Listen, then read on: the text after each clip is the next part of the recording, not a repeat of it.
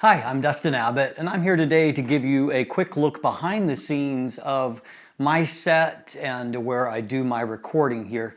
I've been getting a lot of questions as of late as to what my setup is here in terms of lighting and what camera and lenses that I use for this. And so I decided that the best way to handle all of those questions would be to actually shoot an episode where I cover those things and also give credit to some of the great manufacturers of the products that I use as a part of my workflow. Now, as you can see in the time lapse as we come into the room, that my studio space is a space that I share with a classroom. My real job, day job, is I pastor a church, and so right now my studio is actually in the teen class or youth area part of the church that I pastor. And so every week I've got to set it up and tear it down. And so anyway, as a part of that, I do keep some backdrops kind of set up. And on the note of the backdrops, I use backdrops from Impact. I've used a few other different kinds of backdrops before. I find that the Impact ones are very well made, and they're machine washable. They have eyelet hooks at the top, and so you can hang them in a number of different ways. They are reversible, although, and right now I am using one of the reverse sides. The reverse sides tend to be more faded, but you know, for the kind of application here, that works well for me. And I find that as a price ratio, they're priced quite well. And I've bought cheaper ones off of eBay before, but truthfully, they weren't much cheaper than what these ones were, and I found these ones to be higher grade. I'll throw a link to them down at B&H Photo, a link in the description down below. You'll note that I also used some clips. Sometimes you have an issue with backdrops, particularly when you're kind of going back and forth, as I often do, with getting some folds in there. And so I just purchased some inexpensive clips that I use on the side to help to just kind of stretch out the background and make sure that it's as smooth and clean as possible.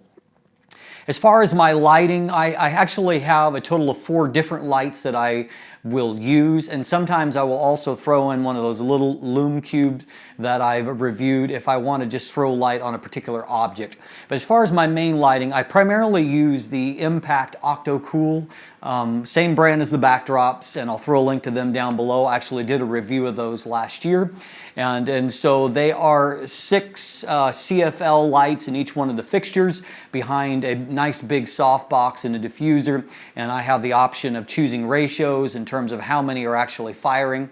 So I've actually got 2 of those, and then I've got a couple of Westcott softboxes. They're smaller. It's a single, just massive, like 400 watt equivalent CFL on those, all daylight temperature, and so it makes it very easy when I record. I actually just set a daylight temperature Kelvin balance, and so that I get a consistent result on my lighting. And so I usually have the lights fairly close to me, as you can see in my setup, and try to have a kind of a full light here that is going to kind of illuminate my face, and then more of a fill light and hair light from the other side. Also, I try to have some good light on whatever gear that I'm talking about, and so that you can see that as a part of the setup as well. Now, beyond that, in terms of my recording, I actually record separately. I use a couple of different lav mics, one from Rode, the Rode SmartLav, and then also, which I've reviewed before, and then also there's another one, Audio Crystal Clip. That's what's on me at the moment. And I record either into an iPhone or an iPod, and then I sync up the audio later. I use a Rode's recording app. They're pro recording app that does a really clean job of giving me my audio, and then I just sync it up later in post.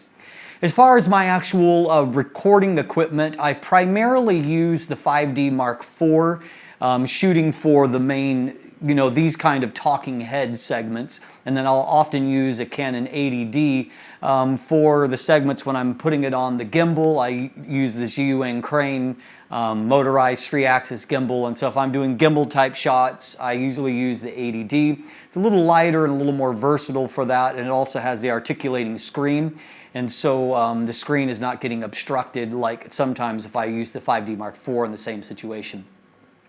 So on the 5D Mark IV, I typically, for these segments, in the last several months, I've started shooting in 4K, and then I will downsample during my color grading stage to 1080p. That allows me to do a little bit of cropping and also shoot at higher resolution, and so my end result of my 1080p has much more detail. I use either the CineStyle, log type profile, CLOG, or the EOSHD CLOG profile, and then I will add a color lookup table in post, typically to add in a certain kind of look, or just tweak the S-curve to bring back detail, just to preserve a kind of a cleaner, more professional looking image quality.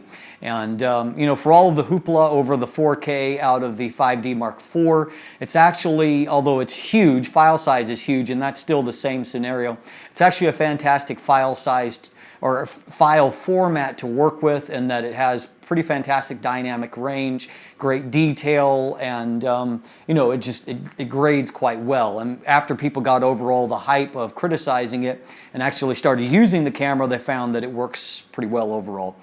Now, because there is a 1.7 times crop factor when you're shooting 4K on the 5D Mark IV, I used to shoot often with an 85mm lens or a 50mm lens. I've switched to either using typically the Canon 35mm f1.4L Mark II, of course incredibly sharp, and so it gives me great results. And then also similarly I use the Tamron 45mm f1.8 VC.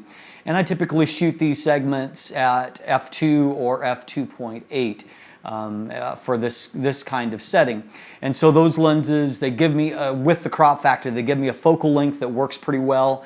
And at the same time, they also, they give really nice, sharp, good quality looking image. And so that part as well. I have a variety of different tripods that I use as a part of the set. I've been using this, I did a review of this Oben CT3535, kind of travel carbon fiber tripod, super light.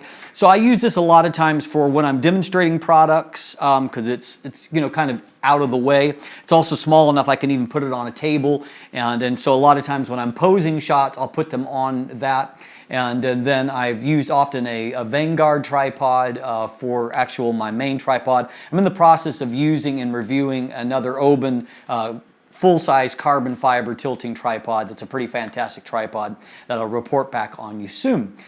And so overall, I think I've covered everything as a part of the overall set and workflow here. It's not really all that super complicated. Just get good lighting, get a decent backdrop, and then of course Canon's DPAF video tracking is fantastic for face tracking, and so it makes that part of the job a whole lot easier. So hopefully this helps you out in knowing how I'm doing what I'm doing here, and maybe that will help you with your own production value on your own set if you're trying to put together a YouTube channel or just looking for some input. I'm Dustin Abbott, and if you look in the description down below, I'll have linkage there to shopping and purchasing all of these things if you'd like. Of course, you can follow me on social media or subscribe for my newsletter, and if you haven't already clicked that subscribe button here on YouTube, please do so. Thanks for watching. Have a great day.